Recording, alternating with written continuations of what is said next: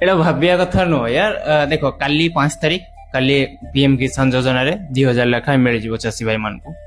ଏ କିଛି ଦିନ ପୂର୍ବରୁ ସୁଭଦ୍ରା ଯୋଜନା ମିଳିଥିଲା, ପୁଣି 9 ତାରିଖ ଦିନ 5,000 ଲେଖାଏଁ ମିଳିଯିବ ଯୋଉମାନେ ପାଇନ।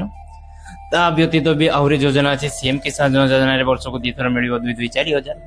ପୂର୍ବରୁ କାଳିଆ ଯୋଜନା ଥିଲା, ଆହୁରି ଦୁନିଆ ପ୍ରକାର ଯୋଜନା ଯୋଉଥିରେ ପଇସା ବଣ୍ଟା ହଉଛି ସରକାରଙ୍କ ତରଫରୁ। ଆପଣ ମାନେ ଧନୀ କାହିଁକି ହଉନାହାନ୍ତି? ମାନେ ସେବେଠୁ ଆପଣଙ୍କୁ ଚାଉଳ ଉପରେ ଡିପେଣ୍ଡ କରିଛନ୍ତି, ରାସନ କାର୍ଡରେ ଚାଉଳ ମିଳିଲେ ଆମେ ଚଳିବୁ। ମାନେ ପଇସା ତ ଏତେ ଗଭର୍ଣ୍ଣମେଣ୍ଟ ଦଉଛି, ଥରେ ଭାବନ୍ତୁ ଗଭର୍ଣ୍ଣମେଣ୍ଟ ଯଦି ଦଉଛି ବଞ୍ଚୁନି କାହିଁକି? ଯେମିତି ଦଉଛି ସେମିତି ସେ ବାହାରେ ବି କଣ ନଉଛି। ସବୁ ଜିନିଷର ରେଟ୍ ଆପଣ ମାନେ ଦେଖୁଥିବେ ବର୍ତ୍ତମାନ ଚୁପ୍, କାରଣ ପଇସା ତ ମିଳୁଛି।